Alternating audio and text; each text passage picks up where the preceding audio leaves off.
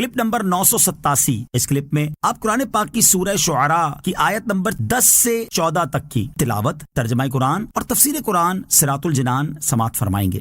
بسم اللہ الرحمن الرحیم۔ ترجمہ: اللہ کے نام سے شروع جو نہایت مہربان رحمت والا ہے۔ وَإِذْ نَادَى رَبُّكَ مُوسَىٰ أَنِ ائْتِ الْقَوْمَ الظَّالِمِينَ۔ ترجمہ: اور یاد کرو جب تمہارے رب نے موسیٰ کو ندا فرمائی کہ ظالم لوگوں کے پاس جاؤ۔ وَإِذْ نَادَى رَبُّكَ مُوسَىٰ، اور یاد کرو جب تمہارے رب نے موسیٰ کو ندا فرمائی۔ یہاں سے مشرکوں کی طرف سے پہنچنے والی اذیتوں پر اپنے حبیب صلی اللہ علیہ وسلم کو تسلی دینے کے لیے اللہ تعالیٰ نے پچھلے انبیاء کرام علیہ الصلوۃ والسلام اور ان کی قوموں کے واقعات بیان فرمائے ہیں۔ ان کی ترتیب یہ ہے: نمبر 1 حضرت موسیٰ اور حضرت ہارون علیہ الصلوۃ والسلام کا واقعہ، نمبر 2 حضرت ابراہیم علیہ الصلوۃ والسلام کا واقعہ، نمبر 3 حضرت نوح علیہ الصلوۃ والسلام کا واقعہ، نمبر 4 حضرت ہود علیہ الصلوۃ والسلام کا واقعہ، نمبر 5 حضرت صالح علیہ الصلوۃ والسلام کا واقعہ، نمبر 6 حضرت لوط علیہ الصلوۃ والسلام کا واقعہ، نمبر 7 حضرت شعیب علیہ الصلوۃ والسلام کا واقعہ۔ اس سے پہلے متعدد صورتوں میں ان انبیاء کرام کے واقعات گزر چکے ہیں۔ ان واقعات کو بار بار ذکر کرنے سے ایک مقصود یہ بھی ہے کہ مومن کے ایمان میں اضافہ ہو اور کافر پر مزید حجت قائم ہو جائے۔ اس آیت سے حضرت موسیٰ اور حضرت ہارون علیہ السلام کے واقعے کی ابتدا کی جا رہی ہے۔ چنانچہ ارشاد فرمایا کہ اے حبیب صلی اللہ تعالیٰ علیہ وسلم، آپ وہ وقت یاد کریں جب آپ کے رب عز و جل نے حضرت موسیٰ علیہ السلام کو اس وقت ندا فرمائی جب وہ مدین سے لوٹے اور انہوں نے رات میں درخت اور آگ دیکھی۔ اللہ تعالیٰ نے ان سے فرمایا کہ اے موسیٰ، تم ان لوگوں کے پاس جاؤ جنہوں نے کفر اور گناہوں کا ارتکاب کر کے اپنی جانوں پر ظلم کیا ہے۔ نوٹ: حضرت موسیٰ علیہ السلام اور فرعون کا واقعہ سورہ اعراف، سورہ یونس، سورہ ہود، سورہ طٰہٰ اور سورہ مومنون میں گزر چکا ہے۔ قوم فرعون الا یتقون۔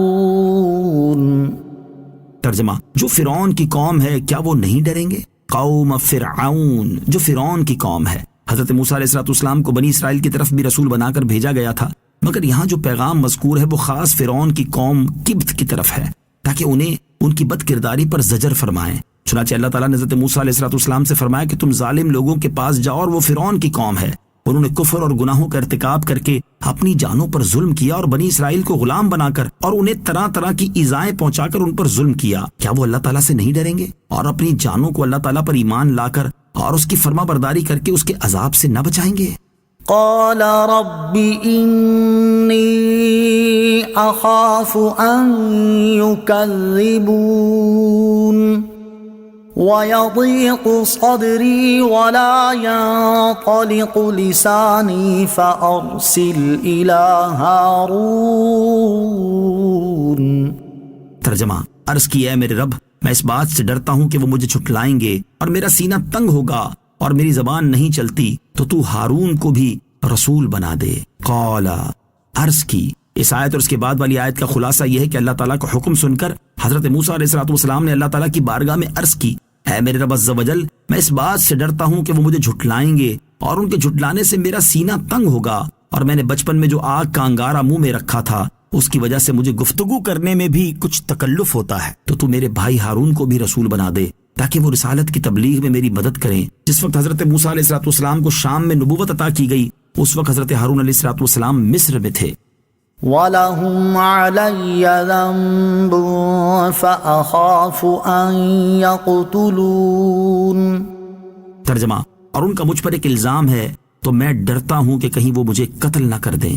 وَلَهُمْ عَلَيَّ ذَنبٌ، اور ان کا مجھ پر ایک الزام ہے۔ حضرت موسیٰ علیہ السلام نے مزید عرض کی کہ اے میرے رب عز و جل، ان فرعونیوں کا مجھ پر قتل کا ایک الزام ہے کہ میں نے قبطی کو مارا تھا، تو مجھے اس بات کا ڈر ہے کہ اگر میں اکیلا گیا تو کہیں وہ مجھے رسالت کی ادائیگی سے پہلے ہی اس کے بدلے میں قتل نہ کر دیں، جبکہ حضرت ہارون پر ان کا کوئی الزام نہیں۔ صلو علی الحبیب صلی اللہ تعالی علی محمد صلی اللہ تعالی علیہ وسلم۔